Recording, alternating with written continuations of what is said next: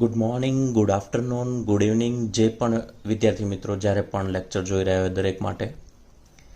વિદ્યાર્થી મિત્રો, આજનો આપણો જે લેક્ચર છે લેક્ચર નંબર 5, એની અંદર આપણે ગોળીય અરીસાનો અભ્યાસ કરવાનો છે. આગળના જે લેક્ચર છે એ લેક્ચર નંબર 1 થી 4ની અંદર આપણે પ્લેન મિરર એટલે કે સમતલ અરીસા વિશેની ચર્ચા કરી હતી. હવે આજનો જે લેક્ચર છે એની અંદર ગોળીય અરીસા. હવે ગોળીય અરીસા આ તમે બેઝિકલી ભણી ચૂક્યા છો.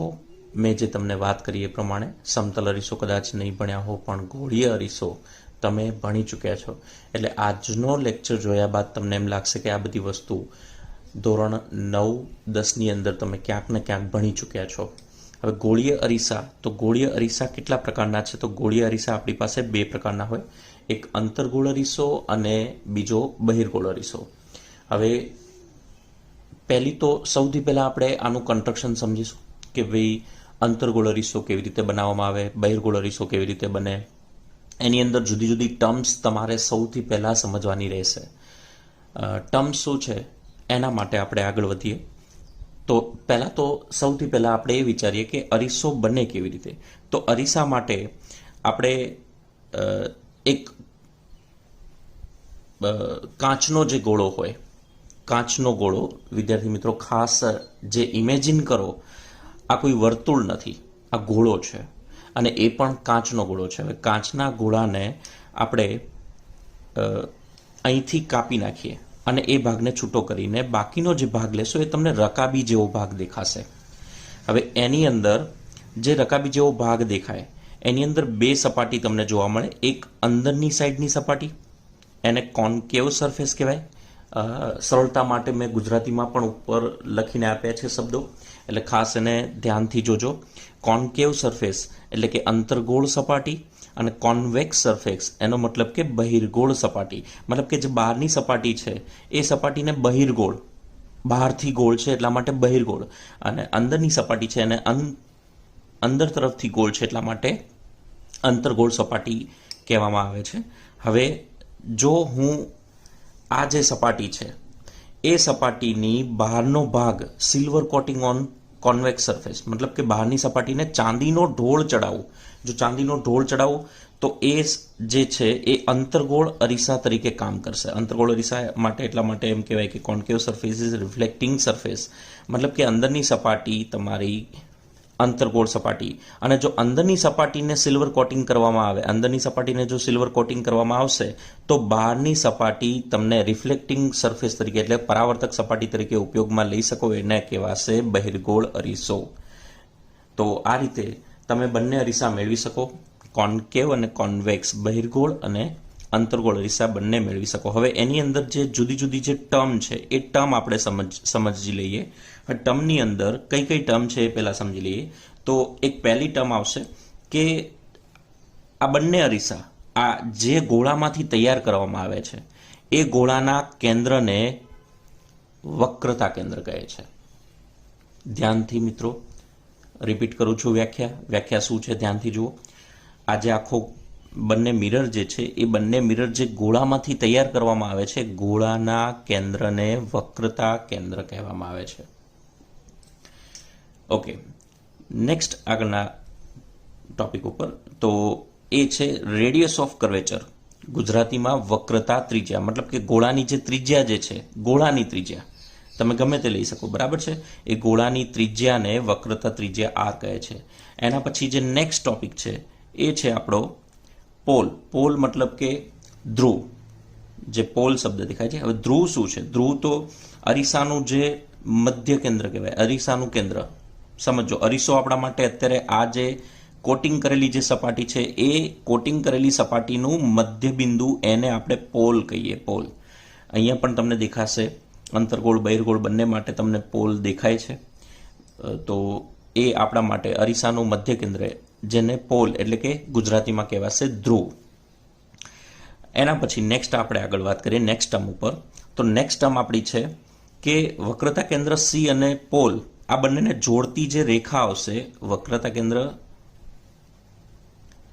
કેન્દ્ર સી અને પોલ મતલબ કે ધ્રુવ, આ બંનેને જોડતી જે રેખા હોય એ રેખાને કહેવાય પ્રિન્સિપલ એક્સિસ, મતલબ કે મુખ્ય અક્ષ. ધ્યાન આપજો, પ્રિન્સિપલ એક્સિસ. વક્રતા કેન્દ્ર સી અને પોલ પી આ બંનેને જોડતી રેખા એને કહેવાશે પ્રિન્સિપલ. નેક્સ્ટ ટર્મ વિદ્યાર્થી મિત્રો આપણી જે છે એ છે પેરેક્સિયલ રેઝ. પેરેક્સિયલ રેઝ કોને કહેશો? તો મુખ્ય અક્ષની નજીકના કિરણો, યાદ રાખજો, મુખ્ય અક્ષની નજીકના કિરણોને આપણે પેરેક્સિયલ રેઝ એટલે કે પેરેક્સિયલ કિરણો આપણે કહીએ છીએ. એના માટે જરૂરી નથી મુખ્ય અક્ષને સમાંતર હોય, પણ મુખ્ય અક્ષને સમાંતર પણ તમે લઈ શકો. તદ્દન નજીકના જે કિરણો હોય એને આપણે પેરેક્સિયલ રેઝ તરીકે લઈએ છીએ. હવે પેરેક્સિયલ રેઝ જ્યારે મુખ્ય અક્ષને સમાંતર પેરેક્સિયલ રેઝ જ્યાં આગળ ભેગા થશે, ધ્યાન આપજો, અહીંથી પેરેક્સિયલ રેઝ આવશે, અહીંથી પણ પેરેક્સિયલ રેઝ આવશે, અંતર્ગોળ સપાટી ઉપર પરાવર્તિત થઈને જ્યાં આગળ કેન્દ્રિત થાય છે, ક્યાં? તો મુખ્ય અક્ષ ઉપર જે બિંદુ આગળ કેન્દ્રિત થાય એ બિંદુને principal focus of the concave mirror, અંતર્ગોળ અરીસા માટે છે. પ્રિન્સિપલ ફોકસનો મતલબ થશે મુખ્ય કેન્દ્ર. એને આપણે શું કહીએ છીએ? મુખ્ય કેન્દ્ર. એ જ પ્રમાણે બહિર્ગોળ અરીસા માટે જો વાત કરીએ તો બહિર્ગોળ અરીસા માટે પણ સેમ વસ્તુ છે કે આની અંદર મિત્રો ખાસ ધ્યાનમાં રાખવાવાળી જે બાબત છે એને જરાક હું શાંતિથી જે વાત કરું એને ધ્યાનથી પૂરેપૂરી સમજજો. બહિર્ગોળ અરીસા માટે મુખ્ય અક્ષને સમાંતર આવેલા જે પેરેક્સિયલ રેઝ છે એ ડાયવર્ટ થાય છે, વિવર્તિત થાય છે, અને જ્યાં આગળ ભેગા થાય છે તો ભેગા આ સાઈડ નહીં થાય પણ એની વિરુદ્ધ દિશામાં, એટલે કે અરીસાની પાછળના ભાગમાં ભેગા થશે. તો જ્યાં આગળ ભેગા થશે એને આપણે અહીંયા આગળ બહિર્ગોળ અરીસાનું મુખ્ય કેન્દ્ર કહીએ છીએ. હવે બંને કોન્કેવ મિરર અને કોન્વેક્સ મિરર, અંતર્ગોળ અરીસો અને બહિર્ગોળ અરીસો, બંનેમાં એક વસ્તુ ખાસ વિચારવાની છે. કઈ વસ્તુને ધ્યાનમાં લેશો એ પણ જોઈ લો. તો બહિર્ગોળ અરીસો જે તમારી સામે દેખાય છે એમાં ધ્યાનમાં રાખવાવાળી બાબત જુઓ જરા, કે એમાં અંદરની સપાટીને આપણે ચાંદીનો ઢોળ ચડાવ્યો છે, એટલે કે બહારની સપાટી પરાવર્તક સપાટી છે.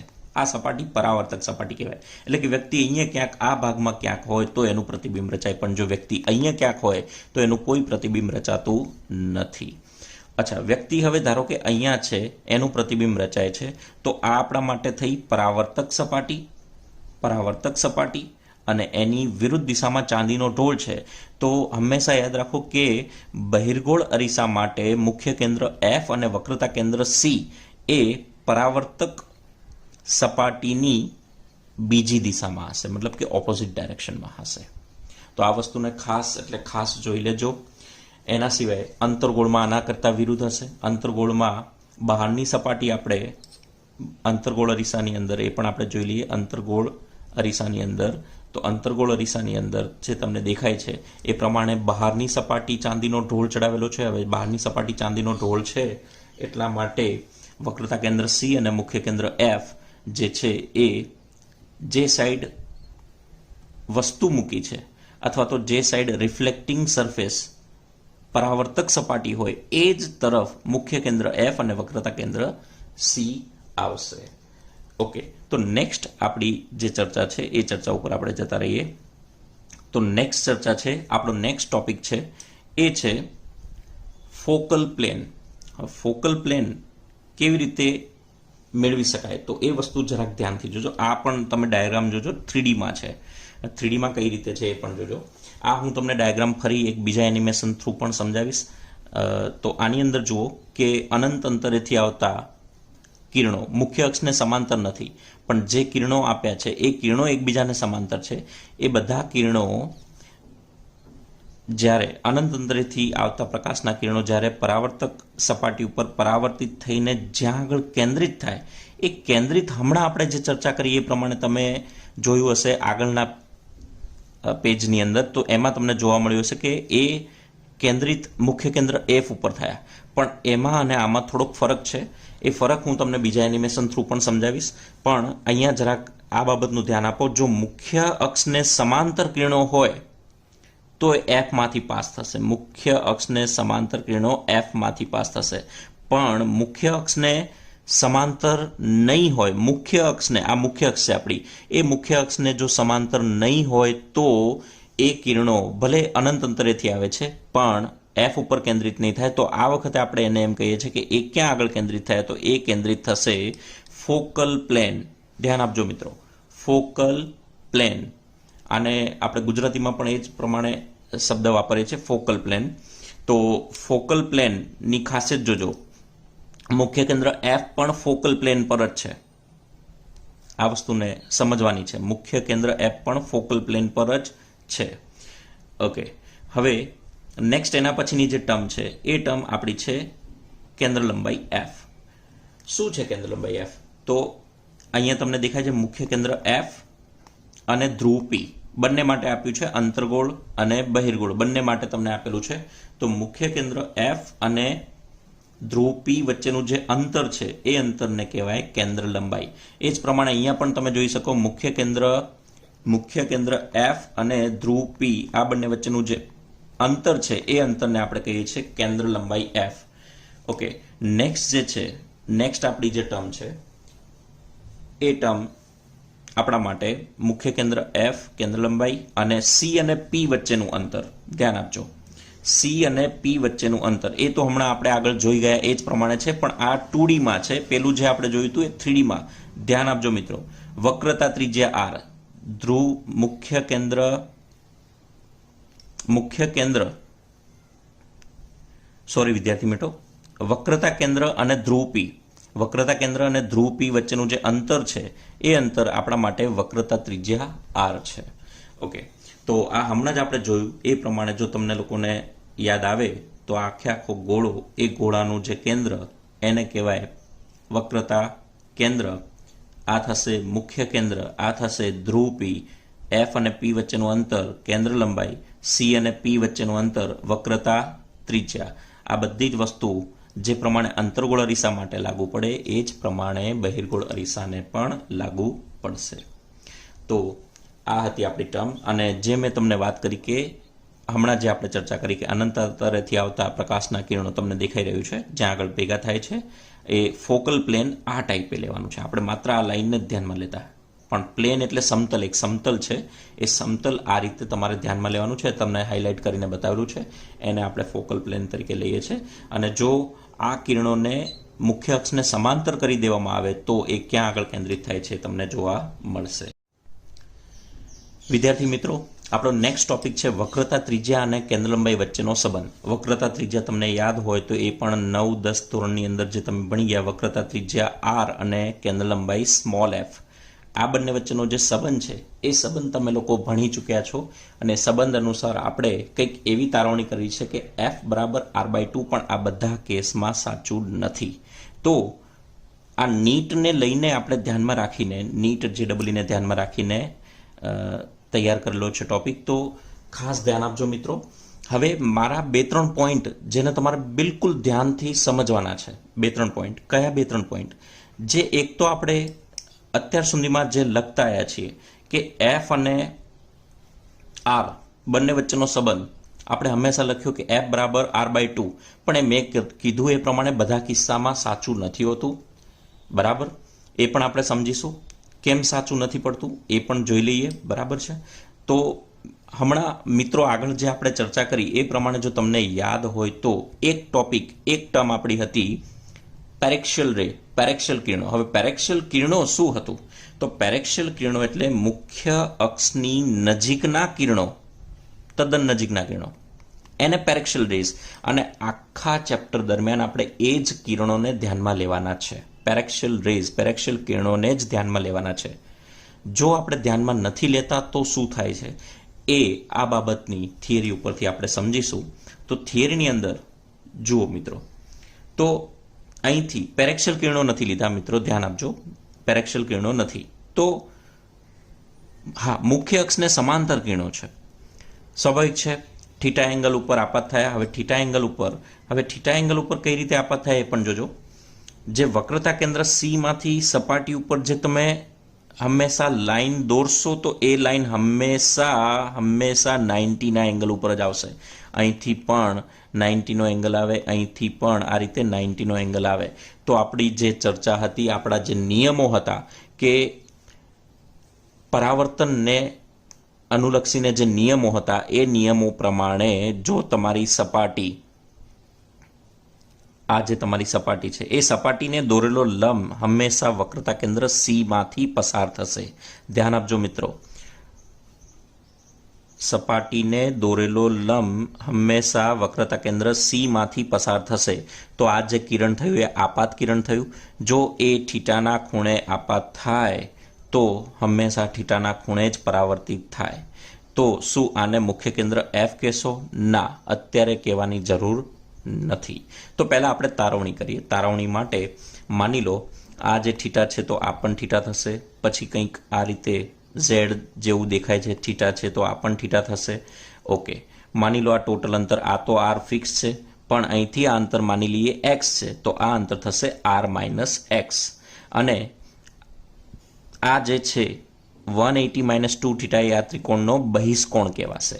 ઓકે મિત્રો, હવે અહીંયા સમજવાળી વસ્તુ, જો તમે સમીકરણ જોઈને સમજી ગયા હો તો આ 11મા ધોરણના ચેપ્ટર નંબર 4ની અંદર તમને ભણાવેલું સમીકરણ છે. જો તમને યાદ આવતું હોય તો લામીસ થિયરમ યાદ હોય તો લામીસ થિયરમ પ્રમાણે આપણે વાત કરી હતી કે સામસામેની બાજુને જો ડાયરેક્ટલી તમે લઈ શકતા હો તો અહીંયા ખૂણા આપે છે સ્મોલ એ, સ્મોલ બી અને સ્મોલ સી, અને બાજુની જે લંબાઈ છે લેન્થ છે એ, બી અને સી. તો A upon sine A, B upon sine B, C upon sine C, આ બધા સામસામે સરખા થશે.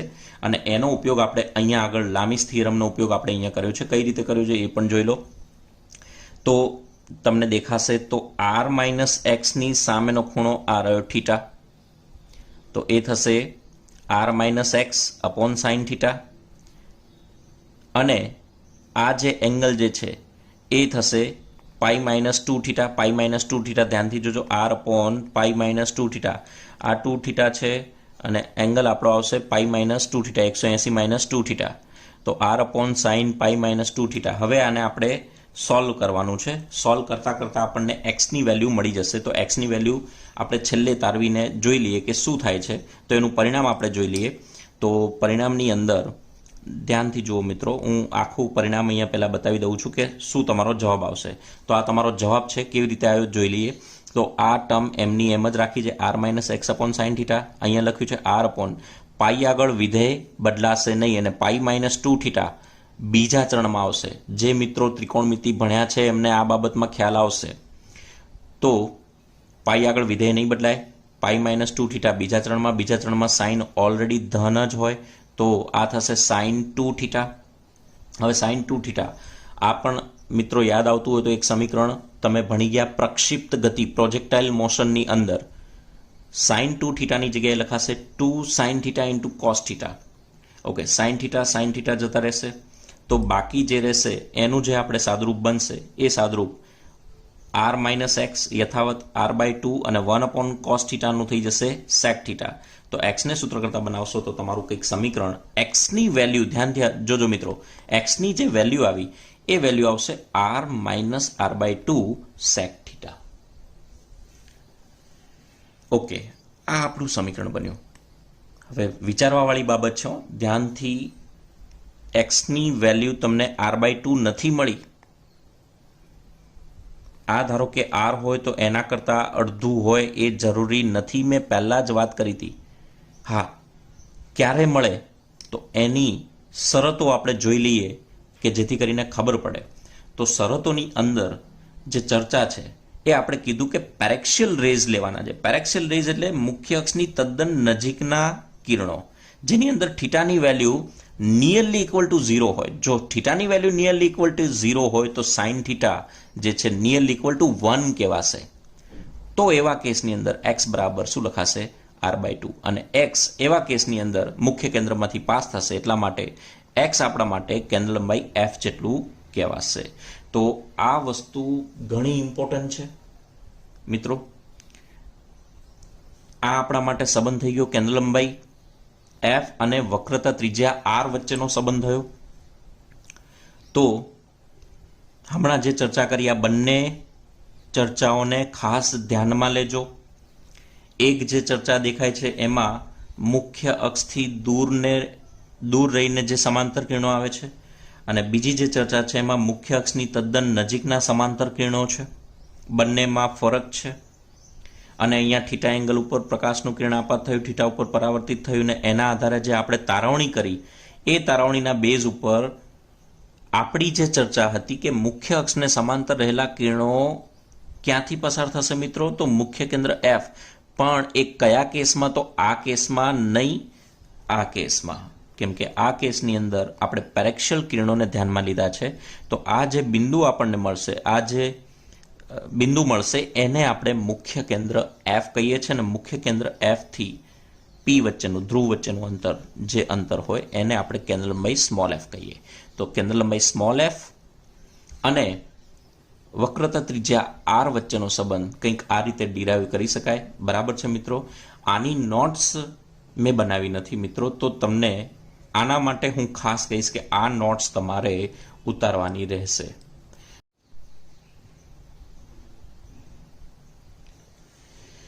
સંજ્ઞા પ્રણાલી નેક્સ્ટ ટોપિક આપણો છે. હવે સંજ્ઞા પ્રણાલીની અંદર આપણે સમજવાની છે, આ તમે સંજ્ઞા પ્રણાલી પણ તમે ઓલરેડી ભણી ચૂક્યા છો, પણ હું અત્યારે માત્ર હું તમને ઇન્ટ્રોડ્યુસ કરું છું. પછી ફરીથી નેક્સ્ટ આગળના સેશનની અંદર હું તમને એ સમજાવીશ કે કેવી રીતે કઈ વસ્તુ આ તમને માત્ર અત્યારે જોવાની છે, સમજવાની છે કે સંજ્ઞા પ્રણાલી શું છે. તો સંજ્ઞા પ્રણાલીની અંદર આપણી પાસે 3 સંજ્ઞા પ્રણાલી ધ્યાનમાં લેવાની છે. એ 3 સંજ્ઞા પ્રણાલી કઈ કઈ છે તો એ અહીંયા ધ્યાન આપજો. પહેલી જે છે એમાં લખ્યું છે કે બધા જ અંતરો ધ્રુવની સાપેક્ષે મુખ્ય અક્ષ પર માપવાના છે. તો જેટલા પણ તમે અંતર માપશો એ બધા ધ્રુવથી માપવાના રહેશે. હું તમને ડાયાગ્રામ સહિત પાછળના સેશનમાં, વિડીયોના અંતે છેલ્લા સેશનમાં હું તમને સમજાવીશ. તો બધા અંતરો ધ્રુવથી માપવાના છે. આ તમે બધા જ સંજ્ઞા પ્રણાલી ઓલરેડી જોઈ ચૂક્યા છો. આ ફરી તમારે રિપીટ થાય છે. બીજી જે છે સંજ્ઞા પ્રણાલીમાં ધ્યાનમાં રાખવાની કે આપાત કિરણની દિશામાં મપાયેલા જે પણ અંતરો હોય એ અંતરને ધન ગણવા, અને જો એની વિરુદ્ધ દિશા હોય તો તે અંતરોને ઋણ ગણવાના છે. મતલબ કે અંતર બધા ધ્રુવથી માપવાના, આપાત કિરણની દિશા આવે તો એ અંતરને ધન લેવાના, એની વિરુદ્ધ દિશા હોય તો એવા અંતરોને ઋણ લેવાના.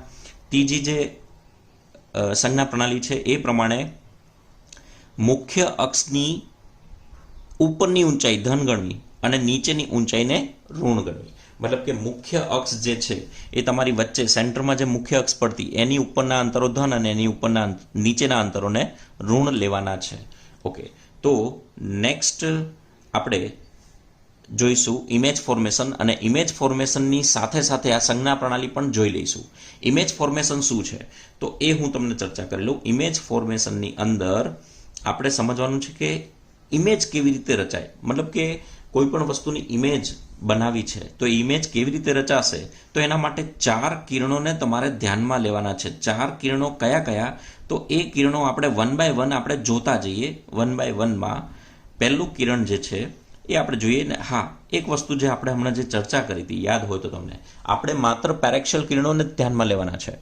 તો ઇમેજ ફોર્મેશન માટે સૌથી પહેલા આ વસ્તુ આપણે જોઈ લઈએ. 4 અલગ અલગ કિરણો કેવી રીતે એપ્લાય કરી શકો. તો એમાંથી જે પહેલું કિરણ જે છે એ કિરણ જે છે આપણી પાસે અહીંયા જે દર્શાવેલું છે એ પ્રમાણે જો તમને ખ્યાલ આવે તો મુખ્ય અક્ષને સમાંતર કિરણ. હા, હવે તમે લઈ શકો જો પેરેક્શિયલ કિરણોને ધ્યાનમાં લેશો તો પેરેક્શિયલ કિરણોને ધ્યાનમાં લેશો તો એ પરાવર્તિત થયા બાદ મુખ્ય કેન્દ્ર એફ માંથી પસાર થશે. તો આ પહેલું કિરણ જે તમારે ખાસ ધ્યાનમાં લેવાનું છે. બરાબર, એ જ પ્રમાણે આ અંતર્ગોળ અરીસા માટે વાત કરી, એ જ પ્રમાણે અહીંયા જે ચર્ચા કરી છે બહિર્ગોળ અરીસા માટે, તો બહિર્ગોળ અરીસાને જે આપે એનિમેશન જોયું એ પ્રમાણે. બીજું જે કિરણ છે એ બીજા કિરણ પ્રમાણે જુઓ. તો બીજા કિરણ પ્રમાણે જો તમને દેખાતું હોય તો તમને યાદ હોય તો એ પણ આપણે વાત કરેલી હતી કે માની લો કે મારી પાસે આ સમતલ અરીસો છે. આ સમતલ અરીસો છે. હવે આ સમતલ અરીસાને લંબરૂપે જો પ્રકાશનું કિરણ આપાત થાય તો એ જ દિશામાં પરાવર્તિત થઈને પાછું આવશે. એ સમતલ અરીસો હોય તો અહીંયા પણ વિદ્યાર્થી મિત્રો ખાસ જો તમે ધ્યાનથી જોશો તો તમને ખ્યાલ આવશે કે સમતલ આ જે છે અરીસો જે છે એ અરીસાને લંબરૂપે આપાત થયેલું કિરણ કહેવાય, જે વક્રતા કેન્દ્ર સી માંથી પસાર થાય છે. તો અહીંયા કહી શકો કે વક્રતા કેન્દ્ર સી માંથી પસાર થયેલું કિરણ પાછું પરાવર્તિત થઈને સી માંથી જ પાસ થશે. તો એ પણ ખાસ ધ્યાન આપજો.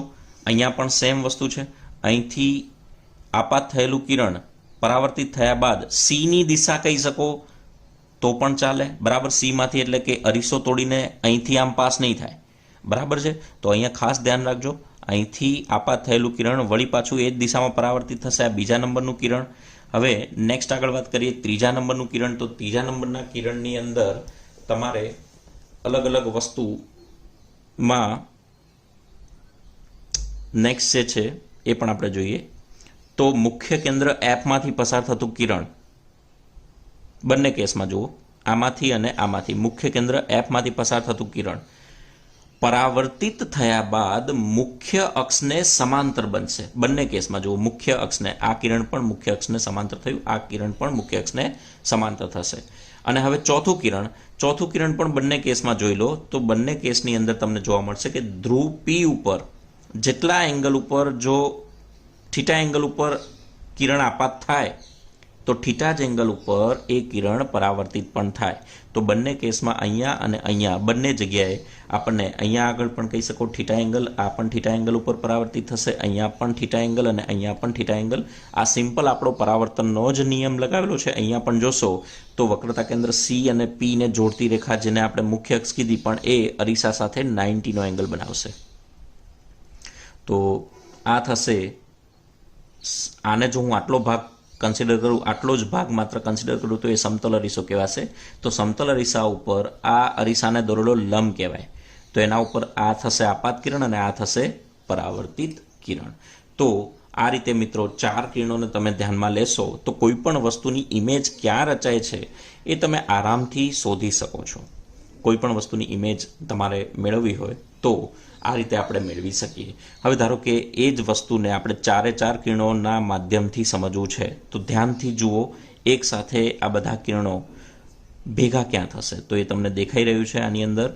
તો અહીંયા આગળ આપણને જે દેખાય છે એ પ્રમાણે તમે ખાસ જો ઓબ્ઝર્વ કરતા હો તો એક આપણે વક્રતા કેન્દ્ર સી થી દૂર એક વસ્તુ મૂકેલી છે. આ પણ ઇમેજ ફોર્મેશન તમે ભણી ચૂક્યા છો. સી થી દૂર એક વસ્તુ મૂકી છે, વસ્તુ છે એ બી વસ્તુ. હવે એની અંદર ધારો કે આ બીનું પ્રતિબિંબ ક્યાં રચાય છે તો એમાંથી આપણે 4 જે કિરણો જે હમણાં વાત કરી તો એક કિરણ ગયું મુખ્ય અક્ષને સમાંતર, સીધી વાત છે. પરાવર્તિત થયા બાદ મુખ્ય કેન્દ્ર એફમાંથી પસાર થશે તો એ રીતે આગળ વધ્યું. બીજું જે કિરણ છે એ ધ્રુવ પી ઉપર જેટલા એંગલ ઉપર આપાત થશે એટલા જ એંગલ ઉપર પરાવર્તિત થશે. ત્રીજું જે કિરણ છે એ મુખ્ય કેન્દ્ર એફમાંથી પાસ થશે તો પરાવર્તિત થયા બાદ મુખ્ય અક્ષને સમાંતર થઈ જશે.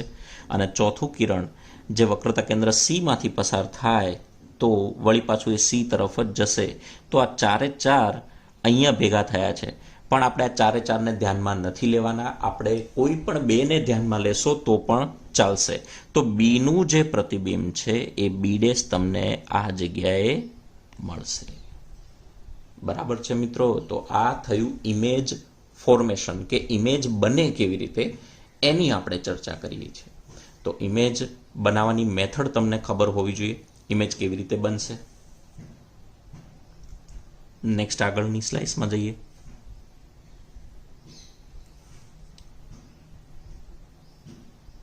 આ સિવાય પણ તમે જોશો તો ઘણા બધા રેઝ, ઘણા બધા કિરણો જે છે તમે ગમે તે કિરણ લેશો એ ભેગા તો ત્યાં આગળ થશે જ્યાં આગળ પહેલા ભેગા થયા હતા ત્યાં જ આગળ કેન્દ્રિત થશે.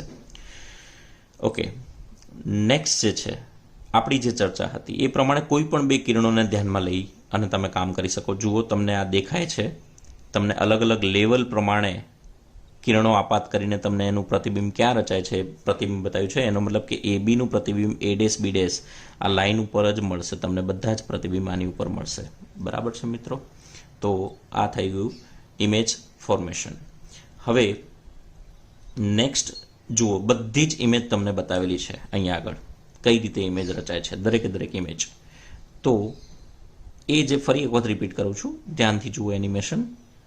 તો આની અંદર દરેક ઇમેજ આ વસ્તુને આમ ખસેડતા લઈ જશો ત્યારે પ્રતિબિંબ આ તરફ ખસતું જશે અને એક ટાઈમ એવો આવશે કે એ પ્રતિબિંબ અહીંયાથી ફરી એક વખત રિપીટ કરું છું.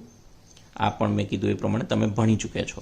જો એફ અને પીની વચ્ચે જો વસ્તુને મૂકવામાં આવે તો એનું જે પ્રતિબિંબ જે છે એ પ્રતિબિંબ અરીસાની પાછળના ભાગમાં રચાય છે. તો તમે ધ્યાનથી જોયું હોય તો અહીંથી લઈને વસ્તુ અહીં સુધી લઈ ગયા ત્યાં સુધી એનું જે પ્રતિબિંબ છે એ અરીસાના આગળના ભાગમાં રચાય છે, એ અરીસાના આગળના ભાગમાં રચાય એને આપણે વાસ્તવિક પ્રતિબિંબ કહીએ. અને જો અરીસાની પાછળના ભાગમાં રચાય, ત્યાં જુઓ તમને દેખાશે રિયલ કિરણો નથી પહોંચતા, આપણે ડેશ ડેશ કરીને લાઈન દર્શાવેલી છે. તો એ પાછળના ભાગમાં જ્યાં પહોંચે છે ત્યાં આગળ જે પ્રતિબિંબ રચાય છે એ પ્રતિબિંબ આપણા માટે આભાસી પ્રતિબિંબ કહેવાશે. આ જ વસ્તુ આપણે આ અંતર્ગોળ માટે જોઈ. હવે આપણે જોઈ લઈએ બહિર્ગોળ માટે. તો બહિર્ગોળ માટે, બહિર્ગોળ અરીસાનો એક મુખ્ય ઉપયોગ તમને કહી દઉં. આપણા ગાડીના જે સાઈડ મિરર હોય, એ ગાડીના સાઈડ મિરરમાં તમે લોકોએ જોયું હશે, તો એની અંદર દરેક વસ્તુ નાની દેખાતી હોય. તો સીધી વાત છે કે તમે સાઈડ મિરરની અંદર જોશો તો એની અંદર જે મોટો ટ્રક હશે એ નાનો ટ્રક થઈ જશે, મતલબ કે ખટારો હોય તો ખટારી થઈ જાય. તો એ પણ તમારે જોવાનું કે એ વસ્તુની ઇમેજ નાની કેવી રીતે બને છે. તો અહીંયા આગળ વસ્તુ આપણી ગમે તે અંતરે મૂકેલી હશે, ગમે તે અંતરે, પણ એનું જે પ્રતિબિંબ જે છે એ તમને દેખાય છે. જુઓ એ કેવી રીતે રચાયું એ પણ જોઈ લઈએ. 2 કિરણો પાસ કરવાની વાત હતી. તો 2 કિરણોમાંથી એક કિરણ મુખ્ય અક્ષને સમાંતર,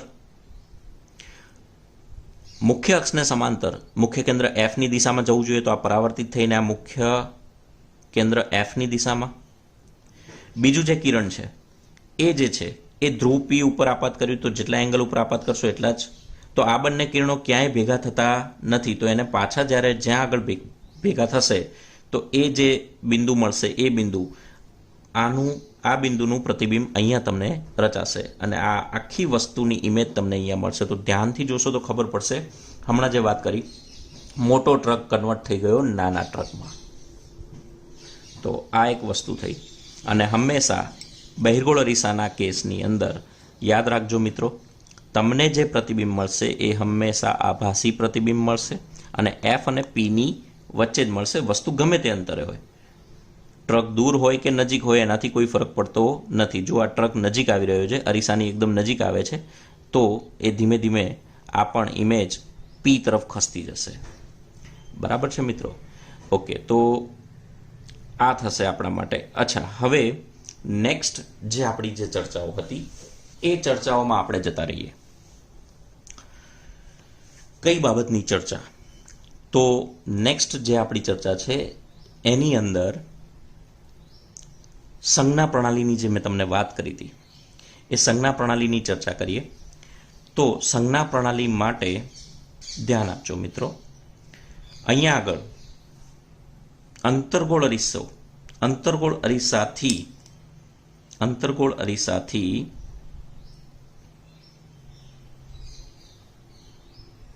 વસ્તુ જે છે એનું અંતર માપવું છે. તો અંતર ક્યાંથી મપાશે? તો હમણાં પહેલો નિયમ હતો ધ્રુવ પી થી. તો આ ધ્રુવ પી થી આ અંતર માપ્યું. તો અહીંથી લઈને આ અંતર, જેને આપણે કહીએ છીએ વસ્તુ અંતર યુ. એ જ પ્રમાણે એનું પ્રતિબિંબ એ બીનું પ્રતિબિંબ આપણને સી અને એફની વચ્ચે એ ડેશ બી ડેશ મળ્યું. તો એ જે અંતર મળશે એને આપણે કહીએ છીએ વી. વી એટલે પ્રતિબિંબ અંતર, તમને દેખાય જ છે. વી એટલે પ્રતિબિંબ અંતર, પણ અંતર મેં કીધું એ પ્રમાણે ધ્રુવ પી થી અહીં સુધી માપવાનું છે. આ અંતર્ગોળ અરીસા માટે. એ જ પ્રમાણે બહિર્ગોળ અરીસા માટે. બંનેની થોડી કમ્પેરિઝન કરી નાખીએ. હવે જે વાત કરી અંતર માપવાની વાત, એક તો આપણને ખ્યાલ આવ્યો કે વસ્તુ અંતર અને પ્રતિબિંબ અંતર. તો આ વસ્તુ અંતર અને પ્રતિબિંબ અંતર ધન લેવા કે ઋણ લેવા, એના માટે આપણે હતી સંજ્ઞા પ્રણાલી. તો સંજ્ઞા પ્રણાલીને જો તમે ધ્યાનમાં લેશો તો વિચારજો મિત્રો, હમણાં આગળના એનિમેશનમાં જોયું, અહીંથી કિરણ આ ડાયરેક્શનમાં જશે, આ દિશામાં જશે, પણ તમે અંતર ધ્રુવથી માપો છો અને ધ્રુવથી આમ ગયા, તો એનો મતલબ કે વસ્તુ અંતર તમારું ઋણ લેવાનું છે. આ કેસમાં પણ જુઓ, પ્રતિબિંબ પણ આ જ સાઈડ મળે છે, તો અહીંથી જે અંતર આ દિશામાં માપ્યું એ દિશાનું અંતર પણ ઋણ લેવાનું છે. એનો મતલબ એવો થયો કે અહીંથી અંતર માપો અને અહીંથી આ દિશાના અંતર ધન અને આ દિશાના અંતર ઋણ લેવાના થાય. અને નેક્સ્ટ જે આપણો કેસ હતો એ પ્રમાણે જો તમને યાદ આવે તો મુખ્ય અક્ષ, આ મુખ્ય અક્ષ થઈ, એની ઉપરનું અંતર, મતલબ કે આ દિશામાં આમ અંતર માપો તો ધન અને મુખ્ય અક્ષથી નીચેના અંતર માપો તો ઋણ લેવાના થાય. તો ધ્યાન આપજો, બહિર્ગોળ અરીસા માટે વસ્તુ એ બી અહીંયા ક્યાંક મૂકેલી છે.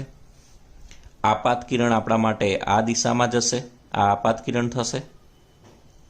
તો ધ્રુવ P થી અંતર માપવા હોય તો આ દિશાના અંતર ધન અને આ દિશાના અંતર ઋણ. તો પછી તમે જ વિચારી રાખો કે વસ્તુ અંતર કેવું લેવું અને પ્રતિબિંબ અંતર કેવું લેવું. તો વસ્તુ અંતર તમારે લેવાશે ઋણ અને પ્રતિબિંબ અંતર તમારે લેવું પડે ધન.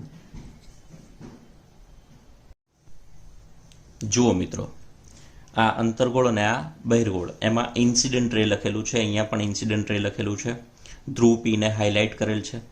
તો ઇન્સિડન્ટ રે એટલે કે આપાત કિરણની દિશા બતાવી છે કે ભાઈ આ આપાત કિરણની દિશા છે અને આ આપાત કિરણની વિરુદ્ધ દિશા છે.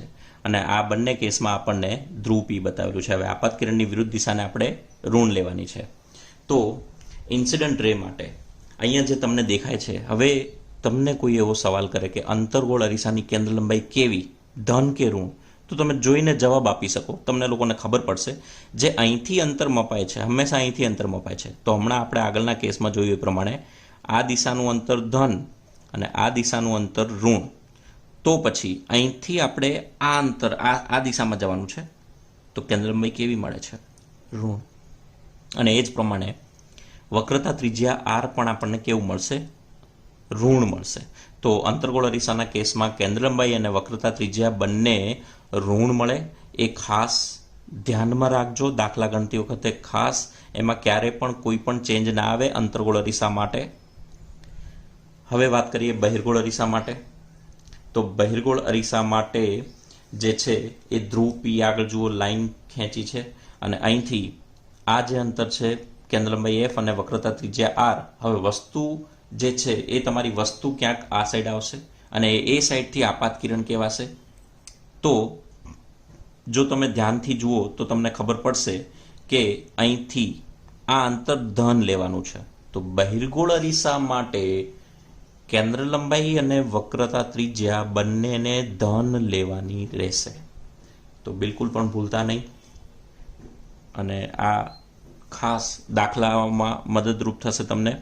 પછી મુખ્ય અક્ષની ઉપરના અંતરો જે હમણાં આપણે વાત કરીએ એ પ્રમાણે ધન લેવાના છે અને જો મુખ્ય અક્ષની નીચેના જે અંતરો હોય તો એવા અંતરો જો તમારે માપવાના થાય તો એવા અંતરો તમારે ઋણ લેવાના રહેશે. ઓકે, તો વિદ્યાર્થી મિત્રો, આ જે છે એ આજનો આપણો લેક્ચર ઇમેજ ફોર્મેશનને લઈને, સંજ્ઞા પ્રણાલીને લઈને, બધી ટર્મ્સ જે છે એ ટર્મ્સને ધ્યાનમાં રાખીને. તો ખાસ આખું લેક્ચર જોજો અને જે પણ મટીરિયલ જે છે એ વિડીયોના અંતે ઇમેજના ફોર્મમાં હું તમને બતાવી દઈશ અને તમારે એને નોટ ડાઉન કરી લેવાની છે. તો બિલકુલ પણ ભૂલ્યા વિના મળીશું નેક્સ્ટ લેક્ચરની અંદર. ત્યાં સુધી ઘરે રહો, સુરક્ષિત રહો.